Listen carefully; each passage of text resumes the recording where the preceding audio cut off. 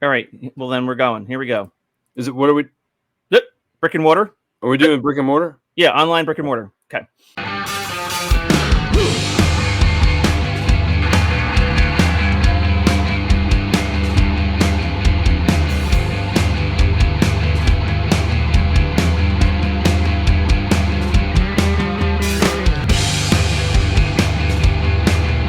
Hey everyone, welcome to another episode of 5 Idiots Talking Toys. I'm Shane, and it's Sunday night, and that means it's time for another episode of 5 Idiots with a topic called shopping online or brick and mortar. Pros and cons, what do you prefer? We're going to definitely ask Brandon because he is out and about on a weekly basis, scouring the lower part of California for toy stores and swap meets and lawn sales. I forget what else he does, but let's bring him in now. Brandon is shopping online, the opposite of what I just said. Correct. Chris W. is in his basement. In the dark. Hiding. John Walden is in his man cave, and he is Stocking the shelves and fulfilling online orders. He's stocking the shelves for his brick and mortar store that doesn't exist anymore. Yeah, we better get his opinion too. Exactly. Yeah. All right. So brick and mortar versus online for collectibles, not for bikinis or Collectibles. Bathing suits. Oh, you know what, Chris? Last Wednesday we were talking about bathing suits. Not a bathing suit thing, but you know what I bought that I am in love with, and my daughter, only 9, looks at me like I'm a crazy person. I'm doing Banana hammock. A WrestleMania t-shirt? Close. No. I'm doing stuff in the yard all summer. I'm planting stuff. I'm cleaning up the yard. I'm dumping rocks, spreading stuff. If I wear basketball shorts, I got boxers on, I'm wearing basketball shorts. If I put my phone in my shorts and I'm doing, wheelbarrow, and that thing is swinging side to side and whacking me right in the crotch. Boom. So I say to myself, you could do this day, 2024. You could think of something and you don't have to invent it. It already exists. So I say there's got to be a better way. There's got to be underwear. It's like something I could strap to my leg, or even better, underwear that I could put my phone in. So I go to Amazon. They have think about UFC. That's how I was thinking of it. The UFC shorts that they wear. They got these things on Amazon with a pocket in the side. I can wear them under basketball shorts and put my phone right up against my leg. Secure as can be. So love it. The guy in the Olympics who was doing the pole vault, he had the exact same idea for his schlong, but it didn't work. He didn't. It came out of the pocket. He put it in the pocket. It didn't work.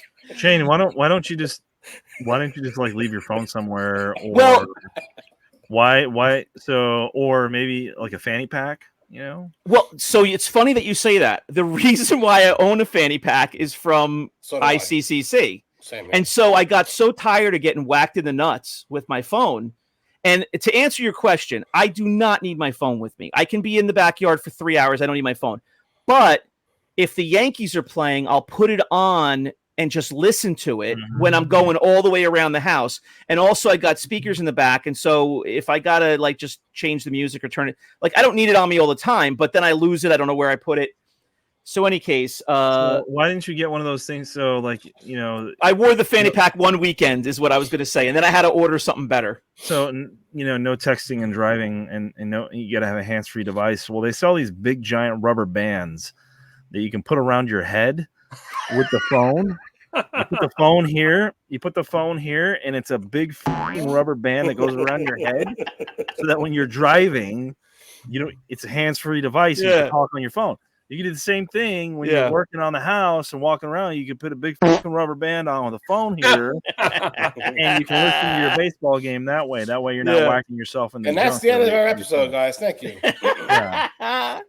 Yeah, I'm very excited. I call them my UFC shorts so that my daughter doesn't get quite as embarrassed. But all right, now I shopped for those online. Do you guys shop for your collectibles online? Yes. And Yes. no. And no. Sometimes. Sometimes. Yes. Well, and no. I do most of my collectible shopping online. When I was collecting modern figures, it was, definitely a mix, but that Shane that never leaves the house. well, the hunt back then but the hunt was fun until it got to the point that we've discussed about in previous episodes. Walmart, Target, I mean, empty shelves in terms of Star Wars. New Black Series comes out, new TVC comes out. I mean, nothing around me. And it got to the point where I don't want to run into these stores. I don't want to take a detour after work and run into these stores every week for no reason. I mean, it takes up 45 minutes of your time by the time you're running into Target and Walmart off the highway. And it got to the point where it's just easier to pre-order and have them shipped to you, and deal with that, what comes with that. I mean, I can see that. Those are new figures, that you almost have to exclusively buy them online because you won't find them in the store. I totally get that. Plus the exclusives that come out for Amazon and Walmart exclusive, Target exclusive, all that kind of stuff. You buy them online. But I can see that. But there's, places that I go to, especially vintage toys. I don't tend to buy those online unless it's from a Facebook group or eBay, right? So yeah, I would like to go to a store or flea market and look for those items there, not knowing what I'm going to find. Like you said, the hunt is good there. Yeah, you're But I going like blind. I'll go to a toy show to look for figures and stuff because online, sometimes you can't see some of the things that are wrong with the figure, or you can't tell that the weapon is a repro online, but when you get it in, you're like, oh, that's totally a repro, and then you're stuck with a repro thing. So I like to search in person for my vintage toys, unless I know the person that I'm buying from, or I can see good pictures of whatever I'm buying. But it depends for me. I mean, so by me, they opened up this flea market warehouse, and it's a really big warehouse, and it's like a flea market, and it's all collectibles. It could be sports stuff, a lot of toys, a lot of wrestling stuff, and is it like vendor booths inside of a big warehouse? there's only one vendor booth inside it, and it's a guy that sells trains. Everything else is done by one guy who apparently buys toy collections from people. And it opened up a while back. I went there today for the first time, and I mean, he had a lot of Star Wars stuff, like he did, but in the showcase, every single vintage Star Wars figure was incomplete, so none of them were complete. But just a Han Solo was $20. An 8D8 was $25. A squid head with the skirt was $30. No blaster, no belt, no nothing. Just $30. I don't think 88 hit 25 even during episode 1 of Boba Fett. No. And I mean, he had a droids factory. He had a land speeder. He had the Darth Vader playset thing, and he had a lot of nice stuff. But it was so overpriced. Everything there. It was cool to see, but it was so overpriced. And then there was a lot of modern stuff like Turtles and Batman, and my kids are all into that. So I'm like, you know what? I'm just gonna buy something, just so I can walk out. I bought something, bring home to my kids. And I was with my friend Brian. He was like, you know what? Why don't you just type that in on Amazon real fast? And no joke, the guy was charging $20, and on Amazon it was 10. And I'm just sitting there in my head, and this is where the idea came up for this episode. Why the hell do you have a store like this when you're charging $20 for a modern toy that just came out 6 months ago, but I can go on Amazon and get free shipping for $10? Yeah. Aren't you supposed to be charging $5 and Amazon's charging $10? That's the whole point of this. Why do you have a store? I don't get what's the purpose. I do that with everything. I'll go anywhere and I'll pull it up on Amazon to see if I can get a better deal on it, and a lot of times it's the convenience of having it right there. And sometimes, they'll be like, oh man, this must be rare. This looks kind of interesting or rare or exclusive. And you're like, oh, and then you forget about Amazon, you overpay for it. Yep. And then later you find out that the damn thing that you bought was $10 overpriced, and then you kick yourself for it. So yeah, I'm just like, my friend ended up buying one Matchbox car that was $3, and then we were there for about an hour. So in the hour there, the guy made $3 the whole store. And I'm You just said it like, was like an antique shop or something? it's like a big like flea market antique shop. It's like literally it's like picture a gigantic warehouse and he turned it into like a collectibles place. And like I said, he had a lot of nice stuff there, but it was just so overpriced. Overpriced to the point where even if I said I want every Star Wars item, give me 50% off, I would still lose money if I sold it on the page. Like that's how far over it was. Did you see other people buying stuff? Did you see other people, walking out with stuff? No, so that $3 purchase that my friend made was the only $3 that store made in 1 hour. Wow. And I'm just like, in my head, I go, why do you have the store? Why do you need the store? Shouldn't you just be selling mainly online? Are people really going in here buying anything? Like, this is why I love Rogue 5, because Rogue 5 is actually very successful. And we have a lot of people that constantly reach out wanting to sell on our page. And we kind of just tell everyone no, because we want to make sure that you're trustworthy and stuff like that, because we built up a good reputation on our page. And I'm just like, I'm selling from home with no overhead. And this is like a humongous warehouse building on Long Island. I'm sure you're paying tons of taxes and utilities. And I just don't know how far are you going to go if you're charging more money than Amazon? You just get those people that want to buy it then and there, and I don't know, man. There was a guy at Comic-Con that was selling. He had a box of beaters, and he was selling like beater figures for $10 each. Yeah. Figures that we have trouble selling on the page for $3 or $4. And that was at Comic-Con, right? Comic-Con at someone's booth, and I was just like looking at this guy. I'm looking at some of the figures he's got there, and this guy's just like, how much are these? $10 here? I'll take these 5 or 6. And I'm like, this guy's spending $60 on these figures where the limbs are like chewed on. And I was like, Jesus. And I looked at, and I know the guy that was selling, I was like, really? He's like, yeah, it's Comic-Con, man. Like, people just come out of the woodwork and they don't think they can get it anywhere else, I guess. I'm like, I don't know. Convenience of being there. And a lot of people, he said, the nostalgia of walking by, seeing the toys you had as a kid, and so like people walk into the flea market you're at, right? And they're like, oh, I had this as a kid. How much? $20? Yeah, sure. And they'll give the guy $20, and then they don't realize that. I've done it myself multiple times where I'm like, oh man, this is awesome. I had this or whatever, and I'll buy it, not realizing that I could have looked on eBay for it, or I could have looked online for it and probably gotten a better deal. I think it's safe to say that a lot of those people that have those kind of like knee-jerk reactions impulse to their buys, they're not really collectors for the most part.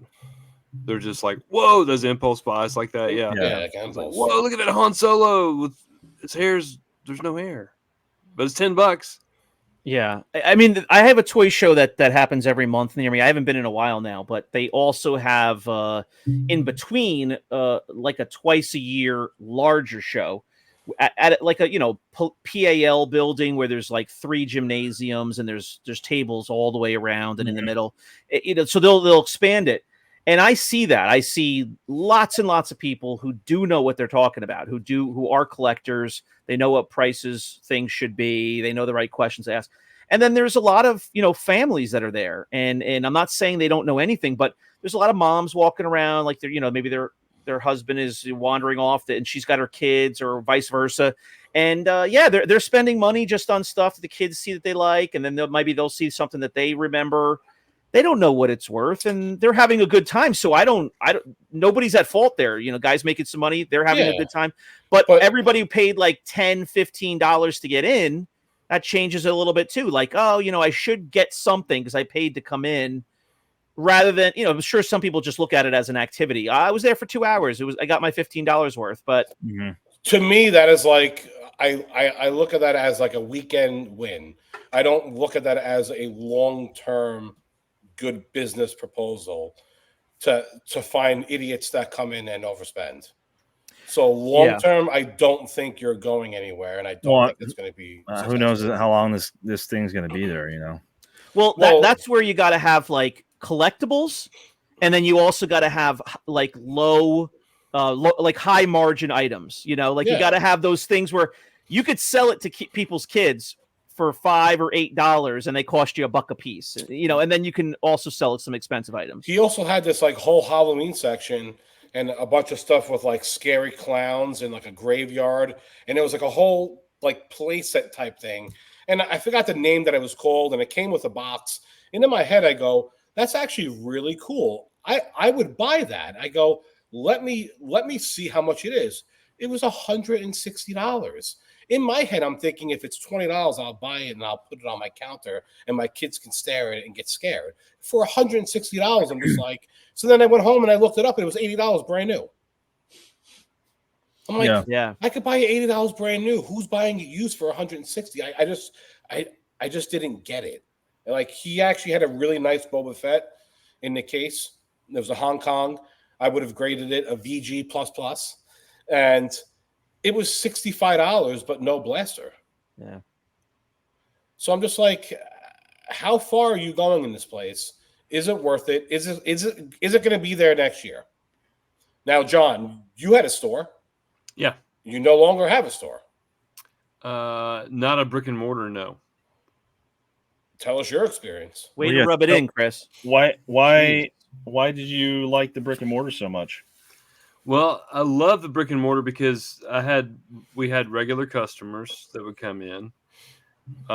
We had people who would come in and bring their collectibles or bring in their toys and, try to sell them, which is what one of the main purposes of having the brick and mortar was so people would come in and sell their stuff. Sell your stuff. Yeah. And then I could then resell it, but I think a lot of things have to do with brick and mortar stuff. Location. And the problem with location is lease payment. Like I would make a killing probably in North Chattanooga because it's a touristy spot, right? Yeah. But every bit that I made would be going to pay for rent and pay for internet and pay for electricity because, it's just outrageous the price of rent in some of those buildings in the North Shore of Chattanooga. But I don't know, and I guess I just didn't have. I don't know. I think it's a little bit more of you wanting to do what you saw as a kid, right? So back when we were kids, there wasn't the internet wasn't what it is today, and you couldn't really buy stuff on the internet. Amazon really wasn't a thing. So you always went down to the local comic shop or Toys R Us or whatever. So you had a dream of, this is how it was when I used to be a kid. I want to do this on my own and have my own store. And like you said, people will come there, a place to hang out, a place to bring your collection, a place just to talk about toys and see toys up in person. And, mainly for the vintage stuff too, because you can't get vintage stuff on Amazon. I mean, you can, but not like, like you want. So I think it's a good, it's a good place just to hang out and those places don't exist, anymore, those toy stores. So you wanted to do something that was different, Yeah. Here's the sad part is that I saw John's prices. Most of John's prices were cheaper in his store than we were selling on Facebook groups. Yeah. And his problem was just traffic. Right. And all these other stores, like I said, are charging way too much money. So they're not selling anything. And in my head, I go, this guy has phenomenal. And I'm not even just saying this about John. I would be the first person who love to sit here and on him, but I can't. But he was selling everything so much cheaper. And I was just like, wow, you have really good prices. And it just traffic. Yeah. Yeah. Traffic was definitely the big issue. Well, let me say this. The middle ground of this discussion of brick and mortar versus online is the trend the last couple of years. Of course, people have been doing Facebook live sales for all different types of hobbies and products for years now. But now in the last 3 to 4 years at most, whatnot. I mean, I have a local toy store about less than 20 minutes away. I can't think of anyone that's closer. he's on Whatnot weekly, multiple times a week. And when I haven't been there in a while, but when I do go in there, he's always got a couple of people in there shopping. It's a small place, but he's got a ton of stuff, like floor to ceiling, displaying as nicely as he can, as much as he could fit in. And he's on Whatnot. Kind of like your house. Yeah. He's on Whatnot at least twice a week. And when I say Whatnot, he goes on there. He's not on there for like 45 minutes. He's on there for like 3-4 hours. So he's got to be supplementing his brick and mortar income, his shop. He's selling inventory of his on Whatnot. So maybe that's what a lot of smaller shops need to be doing these days. Maybe this is helping them, stay open a little bit longer. I don't know. What do you guys think about that? Well, I know that we didn't really, we just didn't have the investment of time for that, because I was still working. And I think a lot of those people that do that, I mean, that's their income. That's their job. Yeah. So they had to, hustle like that. They have to hustle like that. You have to hustle to make money in the toy business. Yeah. Yeah. And I think that's one luxury we didn't have was time. Yeah. Because we were also busy with everything else, trying to maintain a house, trying to maintain a job, and also trying to maintain the store. So we just didn't really have a whole lot of time to do that sort of thing. Yeah, I get the sense that those guys, and one of those guys is our buddy from Toy Castle. He does the same thing. He's on Whatnot as well. I mean, he's got a bigger store though. I haven't been to it in person yet, but they're there, a lot of the day. Like the shop near me is only open certain hours. They're not open at 10 o'clock in the morning. They're open, 4 p.m. till 8 p.m. Some kind of. But he's like there setting up stuff. He's like buying collections or going through inventory, and then after he closes at 8 or 9 o'clock, he's on Whatnot for like 3 hours, like in the shop with the lights on and the sign in the window, like we're closed. Yeah. I see him in there, like because there's a sushi place 2 stops, 2 doors over. So I go pick up some food once in a while, and I'm like, the guy's in there, the lights are all on, like, and I go on Whatnot, and he's broadcasting on Whatnot, right outside my car. But I mean, that's his income. Yeah, his hours are limited, but he's working like all day to keep this thing going. Yeah, nobody around here does Whatnot. They'll just sell stuff on eBay. They have a local shop that I go to. They just do eBay sales, and they're open, 6 days a week for normal traffic or whatever. But there's another place similar to what Chris was talking about, like a warehouse. It's actually in a mall. It's like an old Macy's that closed, and they're using the whole Macy's area, and they split it all up, and they basically it's like a flea market. You get your own little spot. It's all individual vendors. Yeah. All individual vendors, and they put up their grid, and they hang everything up, and they close it at night and all that. But it's individual vendors, and I like going to those places because you tend to find stuff that's not available online, or little treasures here and there, or maybe you find something where you're like, oh, hey, what's this? Oh, it's a Luke Skywalker, and some guy that's selling pops is selling a Luke Skywalker figure, and you're like, oh, look, the saber, it's a DT saber, and the guy's like, oh, this is whatever, it's a Luke Skywalker, like $25. You're like, oh, okay. I mean, that's what I have in my dreams, and that has never happened. But you might also see something you forgot existed, right? Like, oh my God, I forgot about this. I used to have this as a kid, And they'll get you me wouldn't with search stuff. for that. They'll get me with stuff because I'll walk by and I see something. I was like, I had that, or oh wow, I never knew they made that, and I'll be interested in maybe, and you can haggle with them there and get a better price for something. And last time I went there, I walked out with a couple things. So. It's just funny that like people that do have a store, you can't survive just having a store. You have to be selling on eBay. You have to be selling on Marketplace. You have to be doing WhatsApp.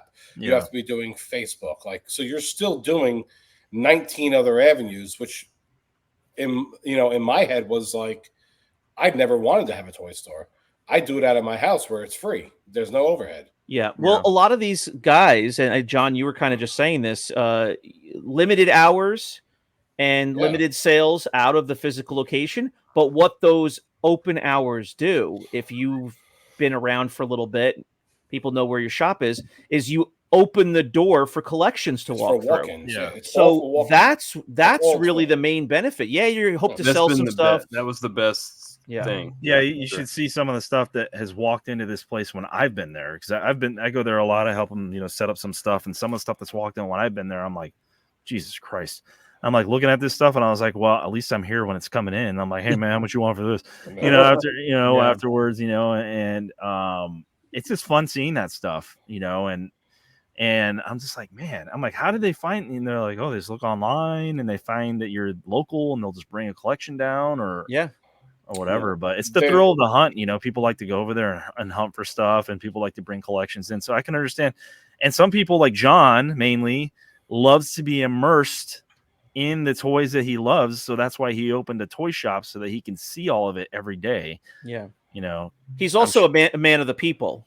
Chris has it in his bedroom, so he can put it on his nightstand and sleep next to it. So I mean, Charles has an antique store in the town where he lives in, and I go there a lot. I'm actually friends with the guys, and they're the same thing that you guys said. Like, it's limited hours. It's like 12 to 5. That's it. 12 to 4. And I've spoken to him, and he literally says, we are legitimately only here for people walking in to sell us stuff. No one is really walking in and buying anything. The occasional you. That's it. He goes, all day long while we're sitting here, I am listing on eBay. I am listing on Marketplace. We do WhatsApp every single night when the store closes, like Shane said. They go downstairs in the basement, and they do WhatsApp every single night, and they sell stuff. He goes, these doors and this physical store is only here so that when people walk in, when grandma looked online because little Timmy went off to college, where am I going to sell these toys? Yeah. That's it. I was in the shop one time, like Brandon was saying, and an older woman walked in, and she was like, do you buy Ninja Turtles? My son has a bunch of Ninja Turtles from the 90s. Are you interested in that? And the guy was like, he does this every day, so he's like super nonchalant. He's like, yeah, I'll take a look at what you got. Do you have it with you? All right, well, you could bring it in the next day. I don't know if I'll be interested, but I'll take a look. And I don't know if he's just playing that game or if he just is burned out with toys. But I'm hearing her say she's got 90s Ninja Turtles. I'm like, oh, I want to see that. Where do you live? Yeah. Wait, can I buy those? There's one that's a dog, I think, Dalmatian, man. There's a cat. My son just went to college, Tiny Tim, and now I have his whole toy collection, and I'm going to sell it. Yeah, I think it kind of. I think there's certain toy lines that'll get someone going. Yeah. Like, oh hey, I got all these Star Warriors, Yeah. Star Warriors figures, and one of them's got a really long lightsaber, and the other one there's this little guy with yellow eyes, and he's got a vinyl cape, and so you can see the eyeballs start to be like, yes, keep going. There's a blue alien. Or you can walk in and be like, hey, I have these Hot Wheels, and they're still on the car. They're from the 90s, and people are like, all right, yeah, sure, I'll give you like 10 cents a piece, or Ninja Turtles, and there's nothing that strikes you about Ninja Turtles unless you get the rare ones. But there's certain, like a buddy that has that store. Same thing. Collections walk in day out. Sometimes he buys them, sometimes he doesn't. And he said there's not a whole lot that keeps me going. He's like, I see it all or whatever, but he's like, every once in a while there's something in the collection that raises my eyebrows, and I'm like, yes. So every once in a while he gets excited about something, but his pants get tight. Yeah. But he gets excited about it. Gets that pole vaulter's bulge, and Yeah. He gets that French pole vaulting bulge.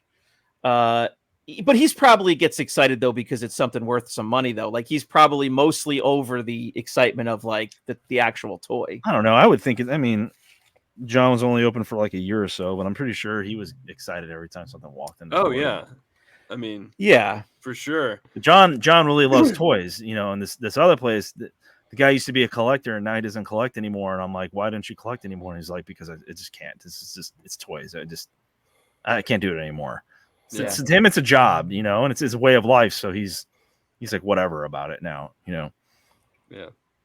I mean, we thought Chris was going to stop collecting when he started selling toys. And the next thing we know is he's got matching Imperial shuttles on his nightstands. I mean, and he's got graded heads. Yeah, shrunken heads. Lily Letty heads on his bar where people are trying to make a cocktail. It's like a drug dealer. The number one rule a drug dealer always says is never do your own drugs. Right. Yeah, the 10 don't crack do your own commandments. product. Yeah. You don't. That's what he told me. I was like, what, you don't collect toys? He's like, never do your own product. Never. Right. You John, you don't plumb your own pipes, do you? No, I'm an electrician. All right. Never mind. All right. I think what are we on the timer there, Sean? Oh, you know, John, speaking of, I sent my wife another meme the other day, and it was the scene from Rocky with Adrian on the beach, and it just says on top, when I asked my husband why he hired an electrician, and it was Rocky going, "You want to know why? Because I'm scared, okay? I'm scared. You want to hear me say it?" Oh, I just wrote her like, "I ain't scared," because I know a bunch of friends who they won't even change a light bulb. They have an electrician come over, plug things in for them. It's ridiculous. If they will buy my ticket, I'll fly up there and change it for them. Yeah, there you go. There you go.